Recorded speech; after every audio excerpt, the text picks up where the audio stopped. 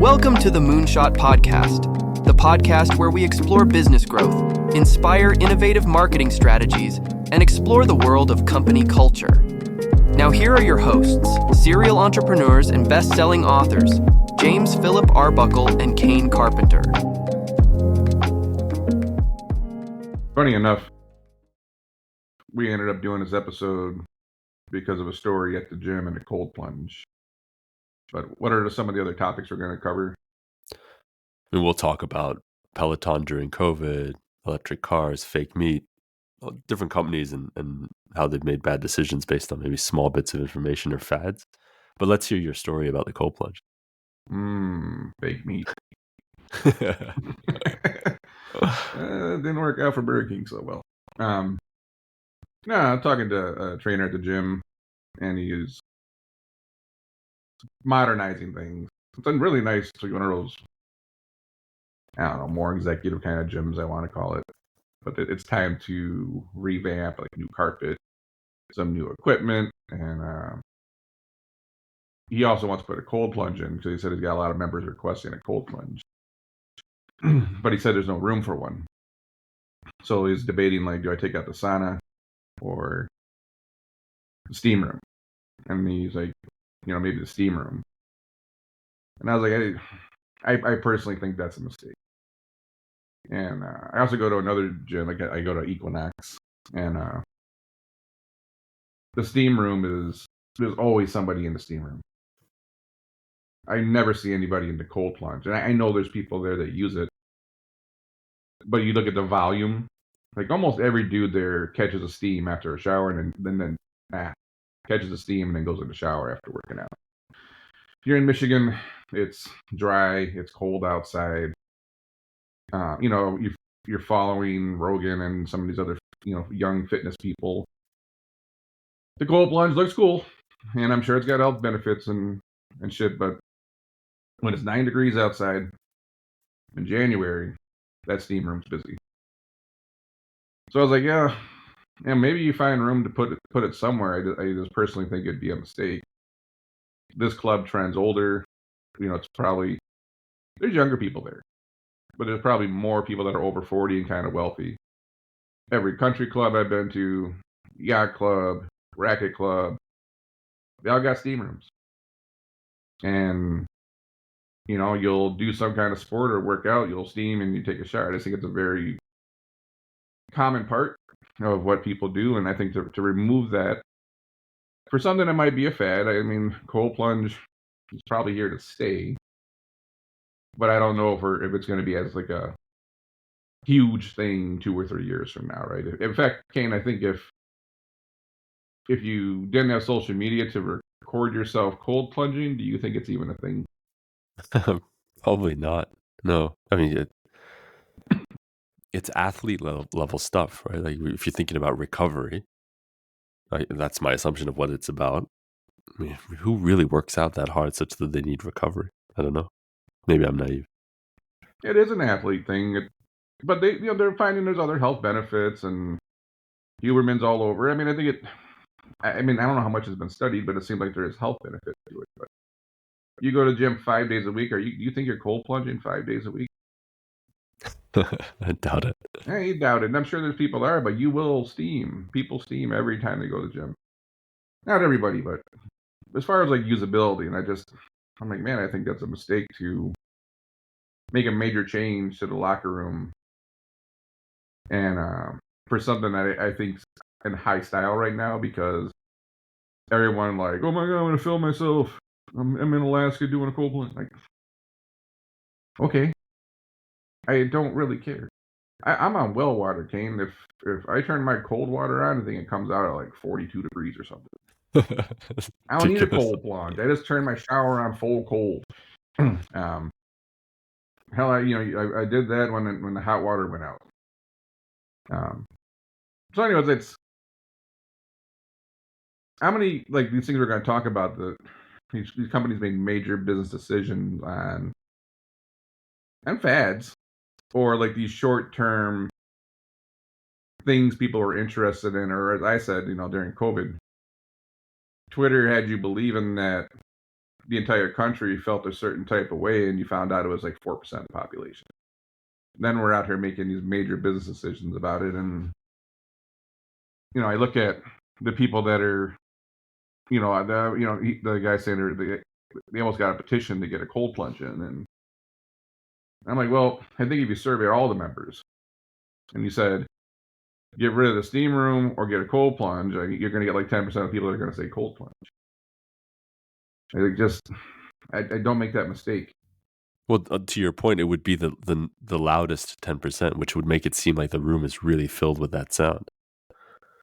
And that's exactly what's been happening, since, social media, essentially. It's these people are making the most noise, so it seems like everybody.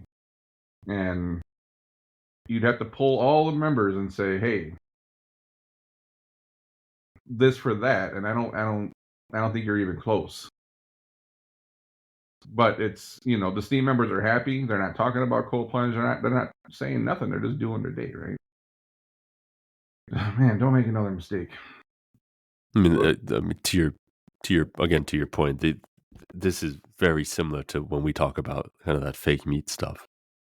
Right? I think that's the poster child for this, like letting the noise affect your business decisions and the downstream effects of that, which is the big corporations like your McDonald's and your Burger Kings adopting it as if it was the thing, and then probably just completely underperforming. Like, look, I like Burger King.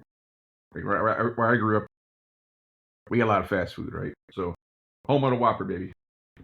And when they were pushing the Beyond Burger or whatever, I'm like, this is interesting. But you probably never even been to a burger, knowing you, but you'll be surprised. I know you're what, not Shake Shack. What's the other place you like? Steak and Shake. Steak and Shake, the Shake, yeah. So it's Burger King might be below you.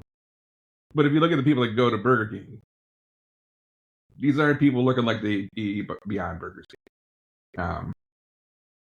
Not saying they there's not some, but we're certain kind of people going to Burger King. And I thought they were pushing it so hard on TV. There's a tremendous ad spend. And I'm like, this isn't going to end well. I know they sold some, but they pushed it, and then you've not heard about it since. At least I've not. No, I mean that's absolutely true. Yeah. And it's one of those things that's like, man, sometimes you just need to double down on who you are. But I think they probably got caught up in this thing on Twitter and social media that, wow, man, 40-50% of the customers out there probably want this. And then you got to think of, like, it's such a small subset of people. You say less than 10% probably, right? Probably. That are interested in a Beyond Burger. Yeah, probably. Of that 10%, how many of those want to get a Beyond Burger from a fast food restaurant? Right. Right. Even smaller, yeah. Even smaller, 2%. Nope, they went all in on it. And, you saw those whole, well, there's like the Beyond Burger stuff. And then you started hearing about lab-grown meat and shit. And I'm like, it's like I have people in my life that live that life, right? And in 1 minute, they're like, organic, fresh vegetables, only things the earth creates and all this stuff. And then, like, 3 months later, they're like, ooh, lab-grown meat. And I'm like, I thought we were just talking about eating natural stuff. And it's like, man, they got caught up in the wave too. And you realize most of the public doesn't want that. So I think we saw a lot of these burger alternatives or meat alternatives things. They kind of came and went really fast. I'm assuming a few of them probably went bankrupt or they're close to it. And you saw a lot of restaurants and stuff start to adapt to that. And man, who was I talking to? They general manager. I went somewhere and they had Italian restaurant, and instead of just having like real chicken parmesan, which I know it's like bastardized Italian, but hey, I like fried chicken covered in cheese and sauce. They have a vegan, chicken parmesan, and I'm like, how many of those do you sell? And they're like, you know, they couldn't even give me a number because I don't think they sold many, right? And I get it. It's like, well, you need to come up with something else on the menu that, I mean, if you're gonna have a restaurant, you should try to make everybody happy. I just don't know if that's the way to do it. And I'm like, do you think if you would have had veal or chicken like real veal or real chicken parmesan on it, do you think you would have not have turned over inventory significantly faster? They're like, yeah. Then I'm like, why are you doing it?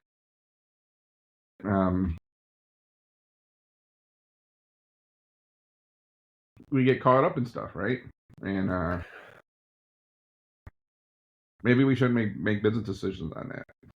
Again, I think that's the key here, which is we're not like people make this is the difference between making decisions on imperfect information and fads or small sample sizes. And as managers, we all make decisions basically every single day on imperfect information. That's not what this is about. This is saying, can you as a manager identify what is a fad and not make big kind of steer the ship decisions on that. Another one is Peloton during the COVID pandemic, understanding that there was a big uptick in people staying at home, therefore sales will naturally go up.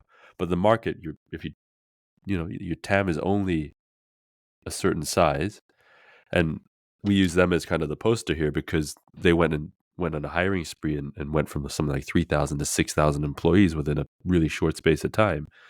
Sales then drop off when naturally the pandemic kind of goes away. And then the business is just kind of in shambles, right? Way too much headcount expense, falling revenue, and it's all based on a decision to chase, this momentary thing. Call it a fad, but I'd call it just a small sample size of data. This is where I wish we were doing shadow board for Peloton, and right, it's.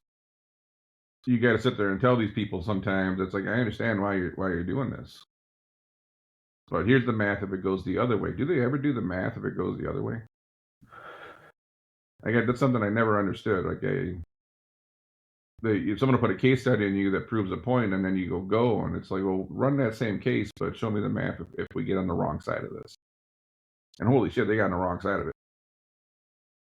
Because the first thing I would have told them is, I'm a very big person that talks about pull ahead demand. These events in life or the economy or something that triggers something for people to buy things now that they were going to buy a year or two from now. And, I've seen that happen a few times in life when windfalls of money come through. I think it happens every year with tax season and people get rebate checks. Certain things get consumed faster, but, durable goods is a good example of that, where COVID, we ended up buying, everyone got new appliances and washers and dryers and RVs and jet skis. And how often do you buy a dryer, Kane? Once a decade? I don't know. How often do you buy a jet ski? That's a personal decision. Never for me, but but I get it's not you don't twice a lifetime. Yeah. You don't get a new jet ski every 12 months. Right. We got a bunch of influx of money. We bought a bunch of durable goods. We pulled all that demand ahead. Same with Peloton. We were stuck in the house, and maybe they hedged and thought that people were going to be stuck in the house forever.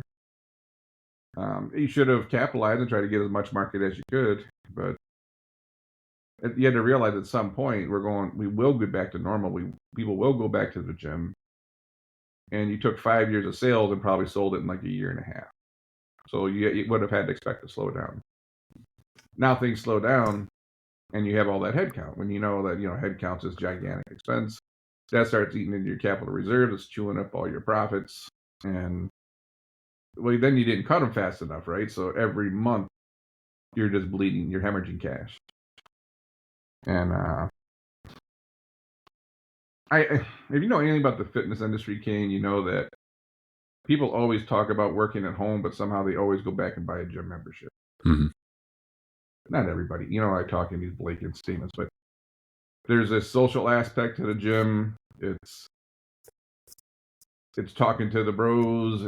It's running into people from work. It's the sexual aspect of maybe I'll meet somebody. Like you can't do that from your basement on your Peloton, like no matter what you do. I guess you could like take a video of yourself on your Peloton and put it on your Instagram or something. Right? It's the cold plunge thing. But there's this social aspect, there's this dating aspect, there's this energy too that you get from being around other people, listening to the crappy gym music, getting the $15 smoothie. Yeah, you know that somehow it always ends up back there. 90% of people that bought a Bowflex probably still went back and got a gym membership at some point. Mm-hmm. Right. So to think that they were going to ride that forever, there was this market force that was happening at the time, and man, they bit too hard on it. But I'm sure you got another story like that. I mean, we could talk electric cars, right? Or we could talk mail order meals. Again, just that idea of, using your peak demand or peak fad as your run rate and making decisions based on that. So, I mean, you probably know automobiles better than I do, but how does electric cars fold into this? All right, so the way I talk about electric cars, people are like, "Oh, you're just one of those anti-environment, anti-electric car, blah blah blah." No, Kate, if I lived in Chicago, right? Actually, I had my old apartment back. Remember that joint I had on the river there? 111 building or something. Yeah. If I lived there and most of my life was in the city, I think an electric car would be amazing. I hate getting gas in the city. Like I always try to make sure my car is filled up before I get to the city, because getting gas in the city sucks. So the thought if I could have a plug-in, a couple 100 miles that could get me to most places I need to go around the city, I think it'd be amazing. And at the same time, I love sports cars. I tow things. I like power. But there's not a viable truck on the market right now. The Cybertruck still isn't viable to me in terms of like towing going up north. I mean, the further you go up north, the less charging options you have. There's no electric car I've seen that for dollar, like $100,000 electric car versus $100,000, ICE engine car. The quality of the materials, the design, and all that stuff don't match to me. Like the electric car significantly, to me, offers less. So when I look at all that value proposition, unless you're buying one to save the earth, like apples to apples, they don't excite me. And then there's other aspect of, I like engines. I like turbos. I like superchargers. I like to go fast. I like the sound of a V12, a V10. I like F1 racing. Like there's these qualitative aspects to an engine to me that I enjoy. So that's electric cars don't really fall on my radar.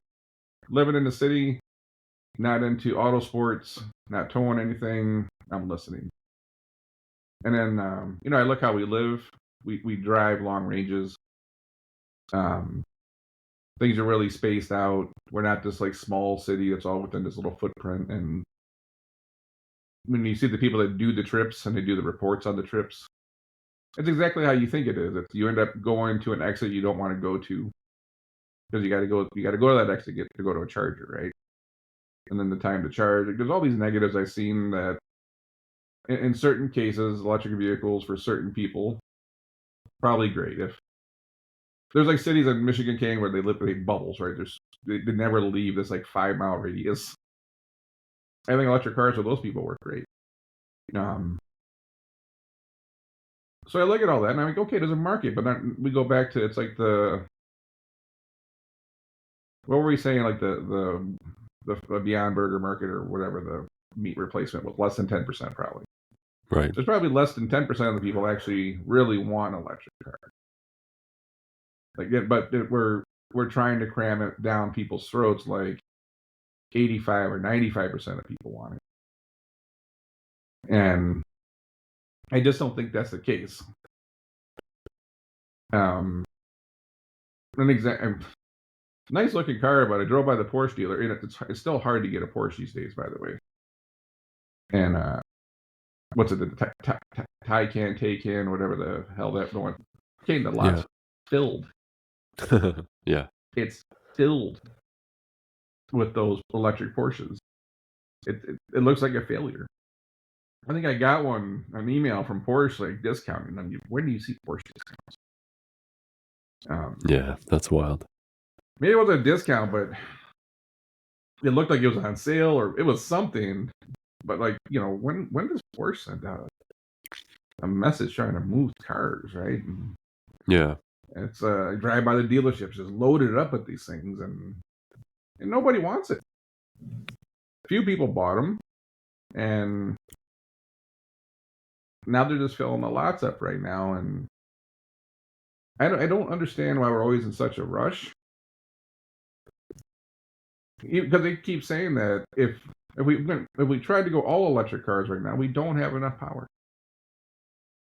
Like, we have quite a bit of power. We do have some room to run. Like, there's like anti-electric car people that's like, we don't have enough power.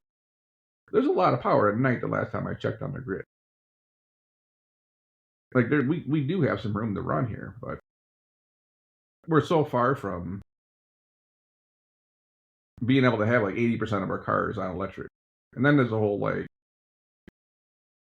charging station. I think, didn't the government approve something 2 years ago for billions of dollars to build stations, and they haven't built one yet?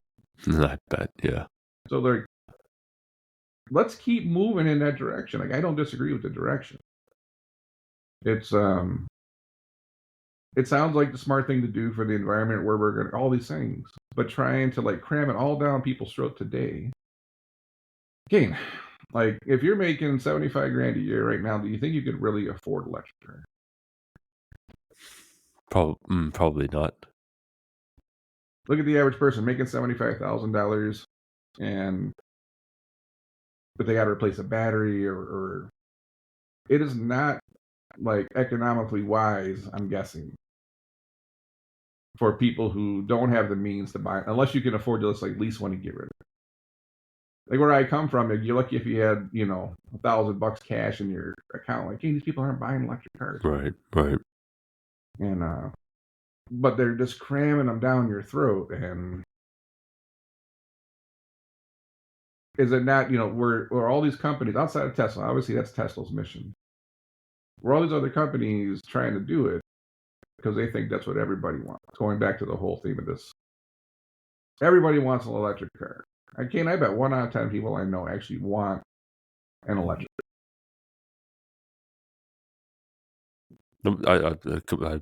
I'm in agreement. What I'm thinking of right now is Hertz, or was it Avis, or one of the rental car companies having to swap out 30,000. I think you sent me that article of their electric cars. I remember their whole big advertising campaign being around, like, oh, they're the company with all the electric cars. And I think it's proof of your point, which is, the noise sometimes can push you to make bad decisions around stuff like this. I'll give you an example. So I had a client kind of in a rural area, about an hour outside, or maybe call it 90 minutes outside of like the nearest airport. So every time I had to go see that client, we'd have to rent a car, and I'd always look at the Tesla because I'm just curious, but it's just completely unfeasible, like impractical. So I'd be worried about, is there even a charger on the way? Would I even know what to do? Where would the car sit from at the hotel, kind of thing? So it's that noise where it these electric cars seem like a great idea, but there's so much that needs to happen before it's fully adopted. And can you make big decisions like changing your entire fleet of rental cars to an electric car based on small sample size data? I don't think so.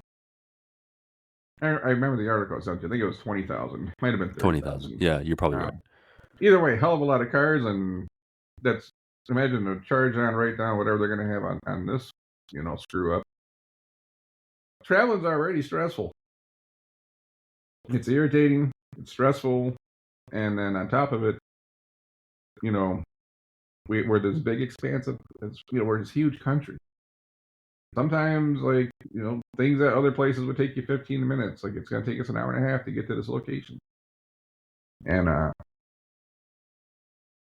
And your point, like, what if you get there and there's nowhere to charge it? You call the client up and say, "Hey, do you have an electric cart? Do you want to? Do you want to worry about that when you're traveling, you're doing business, you're gonna make sure you get out to a customer site?" It didn't seem like it was a very smart idea for rental companies to do. I get a lot of rentals are, okay, my car got hit and I need a rental for 4 weeks to just get around town. Probably works. Oh, wait a minute, your house doesn't have a charger. Well, that doesn't work. The whole benefit, so if you had like a gas car and then you went and got electric, but you don't have the charger at home, you can get the 110 charger. It takes like a month to charge your car. So not like logistically, it's like it's too soon. And everyone tried to do that, and it just ended up costing a shit ton of money.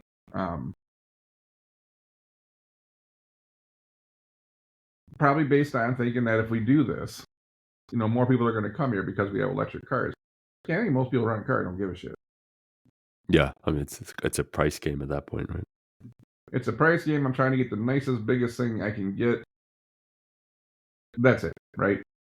And then that's a big. What is the cost on that? I don't remember the article. Do you remember the cost? I don't remember the cost. No. I know it's not $100,000. It's going to be a big cost. But now you're seeing everything's slowing down electric vehicles. Ford cut production. Mm-hmm. Someone else cut production. And it's like, man, I know we need to get there, but how we go about things in this country, ass backwards. I still think Toyota did it right. We're going to do the hybrids, and we're going to give you the best of both worlds. We're going to give you pretty good gas mileage. We're not going to leave you stranded. And everyone said they were stupid. Not looking so stupid right now. Yeah, right. What's the next one? Mail order meals? That was a good fad. That was just a fad, right? I get it. Like, there's a lot of these companies that'll ship you clothes in a box every month, and they seem to do okay. Actually, some of those places are doing layoffs. Not too, weren't they? Yeah, maybe. It's like, whatever it is, I can get like beef jerky shipped in a box every month. I can get cheese shipped. I used to be able to get the wine club. Of course, it's been going on. But then it's like I saw the meal thing. It was a Blue Apron. There was a couple of those that they were everywhere, and now you don't see them anymore. I'm sure they're still around, but yeah, the shit's already really expensive, and then now you're gonna charge me to put this little thing of green beans and this little thing of like garlic, and like dude, take your ass to Whole Foods and buy the food. And then that's what it came down to, because when you looked at the portion size and all this stuff, you just go to the store. And with all, I can get Target, I get anyone to deliver groceries to my house. I don't got to go to the store.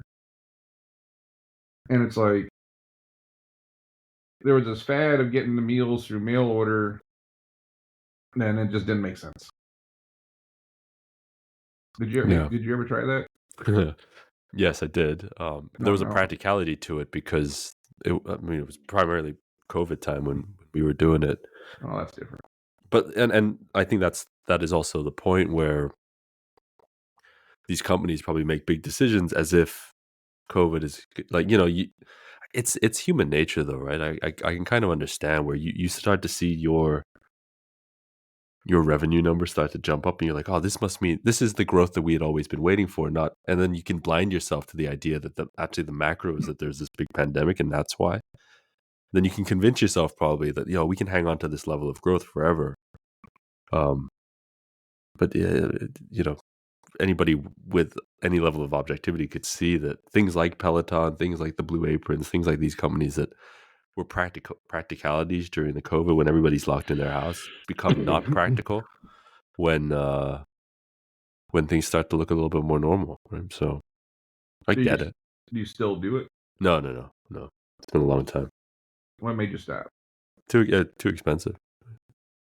And I think that's I'm interested when companies are rising, falling. I remember reading Reddit, which is not always the most accurate place I know, but people would get it, and a big part of the thing I remember reading is people felt good about not having a lot of waste. I buy a loaf of bread, I can't even finish that loaf of bread before it goes bad a lot of the times, and that happens with milk and fruits and vegetables sometimes. So people felt good about, I'm not, okay, this is the perfect meal for me and there's not all this waste. Until you realize that you could have ate a lot more, and sure you would have wasted some, but it would have costed less on top of it. And then the other general thing was, for what this shit costs, I can eat out. And at that point, I can go to Papa Joe's and get all the pre-cooked food. For $10, I can get a half pound of grilled chicken and a pile of vegetables, and I don't have to cook it. So it's right. At what point do you say, cool idea, had this fad, we had the COVID thing, but shit, for that price, I can literally just pick up sushi on the way home. And I don't have to cook it, so it's there's a lot of ideas funded in that COVID period that made sense in that 18 months, but don't make a lot of sense now. Right. And the question is, the best managers at that time will have had the discipline to say, okay, we can service this uptick in demand with as little kind of investment as possible, right? Like, if it takes if people have to stretch and pull and work hard, and it takes one additional person to service 10 units of extra demand, like that's what needed to happen, as opposed to doubling headcount, for example. It's that kind of thing. So it's fun to reflect on. It is. It's like, don't you want to look at all these things and say, I don't want to make that mistake. And I'm thinking of talking to a guy I grew up in a farming family, and he said every once in a while, one of the neighboring farms wouldn't use a piece of land. Not always, maybe it's once every 5 years or something. This year we're not planting anything there, so they would work out a small lease or something. Like they could literally rent this 100 acres, 1,000 acres, I don't know. And they just had to work more hours. But what they wouldn't do is say, okay, this year we get the extra 100 acres for corn. I'm gonna go buy a $500,000 John Deere machine to do that, knowing that the following year there's nothing for this machine to do. And that's what we do. We would say, okay, we got this. Let's go do a $500,000 machine to do this 1 year's worth of boom time. And the next thing you know, you're sitting there stuck with a $500,000 machine with no work. And they just had to work more hours. And I don't know, Peloton decided to double their headcount. Right? Was there ways to get some nice growth without having to end up in the position you're in, for example, or stepping back with the food thing and saying, okay, we're going to ride this for a while. But imagine how much more automated equipment and stuff those companies bought to do all that packaging just for things to slow down. Yeah, I mean, if anybody is curious and wants to see a good example of this done well, I was listening to an interview with the CEO of Uber recently, and if you look at their free cash flow since, I think it's 2020 or since COVID, say, I mean, what they've done is they've understood that they got battered in COVID, and their growth since then has been completely responsible. So if anybody's interested, go check out free cash flow for Uber since about 2020. It's pretty impressive. I also think it's easier for them. I know they have a massive corporate infrastructure, but they have a couple 100,000 drivers, I'm guessing, that they don't get paid, right? There's no work. Yeah, that's true. Yep. So I know when demand slows, you have a large part of your workforce that, man, when that payroll's got to hit every week, every 2 weeks, nonstop, and there's no business, it crushes you. but I mean, a hell of a lot of their workforce is they're contractors or 1099. Is that how it works? I believe so. Yeah. So I think it's a little bit easier for them to play that game, and even on the like capital equipment side, they're not buying a bunch of machines and stuff. It's the contractor's cars. So if you were a taxi company, for example, and all those Uber people were on payroll, and you had to carry all the notes on all the vehicles, do they have that luxury? I know they have a lot of infrastructure still. Don't get me wrong, but you got to think about how much. Yep, it's a good question. It's a good point. That's why it's like, oh, what a great model for Uber. They take half their problems and they push it on. Like if you went and leased a car to drive Uber, and they don't have work for you, you don't get a salary, and you got to keep paying the car note. So it's a nice way to build a business with other people's money. Mm-hmm. For sure. Wow. Any other examples? We'll wrap this one up. I think we've kind of covered it pretty well. No more examples. Yeah, no more riding fads to decimate your company later. And hey, I'm all about it, man. When you see an opportunity, that arbitrage opportunity to make an abnormal amount of money, and get it, right? You want to get it, but not at the cost of like destroying your company and brand 2 years later. Yeah. Or if they do have an idea, shoot us an email first. Hey, back to like the advisory and shadow board stuff. It's like before you make a major mistake, it's send me that text message. Yeah.